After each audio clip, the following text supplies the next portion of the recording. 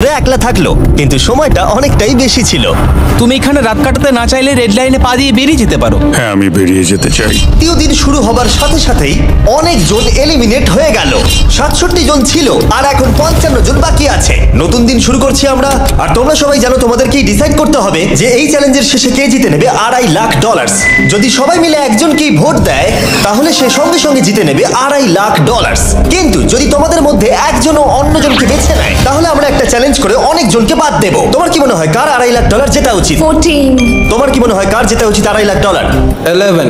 ঠিক আছে, যাই হোক, এদের উত্তর এক নয়। যেহেতু তোমাদের সবার মত এক নয় যে কার টাকাটা জেতা উচিত, তাই আমাদের একটা চ্যালেঞ্জ করতেই হবে। প্রত্যেক রো একজনকে ক্যাপ্টেন ডিসাইড করে নেবে, আর সেই ক্যাপ্টেন নিজের রোয়ের সব কন্টেস্টেন্টদের হয়ে রিপ্রেজেন্ট করবে পরের চ্যালেঞ্জে।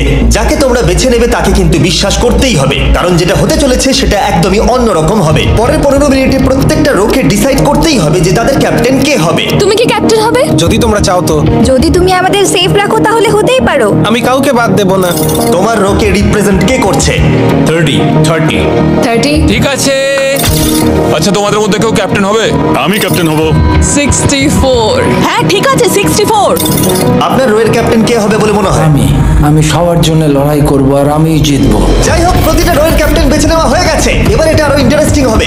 এখানে একটা টেবিল আছে, এখানে যত ডলার রাখবো সেই অফার করা ডলার যদি কোনো ক্যাপ্টেন নিয়ে নেয় তাহলে সেই ক্যাপ্টেন আর তার পুরো রো এলিমিনেট হয়ে যাবে। আমার প্রথম অফার $1000। একদম নিও না 42। নেব না, চিন্তা নেই। $1000 জন্য আমার রোকে এলিমিনেট করব না। আমি রাজি নই।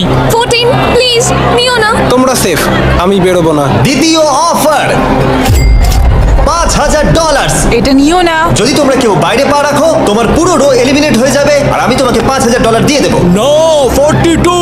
আমাদের এলিমিনেট করো না 42। চিন্তা করো না, আমি নেব না।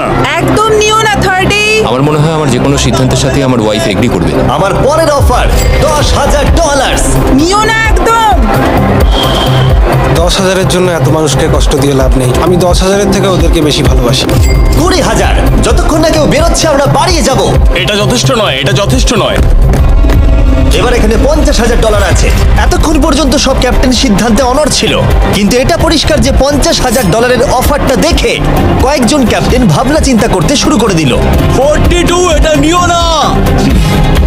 তাহলে তোমরা বেরোচ্ছ না? চলো আর একটু মজা করা যাক। পরের অফারটা হলো 80,000 রাখো, 90,000 রাখো, এখানেই শেষ নয়, আরেকটা রাখো। নতুন অফার হলো $1 লাখ। তাহলে কোনো ক্যাপ্টেন কি কিউব থেকে বাইরে বেরোচ্ছে? 14, 30, 42, 64 নাকি মিস্টার 100? তোমাদের 5 জনের মধ্যে একজন বাইরে বেরিয়ে এসো, আমি তাকে বড়লোক করে দেবো। না 30। এবার সত্যি আমি খুব চাপে পড়ে গেছি। নো, 42। ভাই, এটা নিলে এখানে আমাকে কেউ ছাড়বে না। ও, আমি দেখতে পাচ্ছি 30 একটু চিন্তা করছে। প্লিজ বেরিও না। একদম বেরিও না, আমাদের এলিমিনেট করে দিও না 30। আরে ও তো বেরোচ্ছে। আমি বেরোচ্ছি, ক্ষমা করে দিও। তুমি এটা কি করলে 30? কেন করলে তুমি? আমার কিছু বলারই নেই। Shame on you! Shame on you! এটা তো পাগলামি। যেহেতু 30 বাইরে বেরিয়ে গেল, তাই 30 আর 20-র ঘরে থাকা সবাই এলিমিনেট হয়ে গেল। তোমাদের একজন বেটার ক্যাপ্টেনকে বেছে নেওয়া উচিত ছিল। আমি অত কিছু ভাবিনি, আমি শুধু আমার ছেলের কথা ভেবেছি। তুমি আমাদের মিথ্যে বলেছিলে 30। আপনারা এই যে লাইনটা দেখছেন, এটাই কিন্তু শেষ পর্যন্ত টিকে থাকবে। 20-র ঘরে থাকা সবাই বেরিয়ে পড়ো, 30-র ঘরে থাকা সবাই এলিমিনেট হয়ে গেলে আই এম সরি। তোমাদের মাথায় এখন কি চলছে? আর কি চলবে, ওর জন্য হেরে গেলাম। আমি এত কিছু ভাবিনি, আমি শুধু একটাই কথা ভাবছিলাম যে আমার বাচ্চাটাকে যে কোনোভাবে আমায় ভালো রাখতে হবে।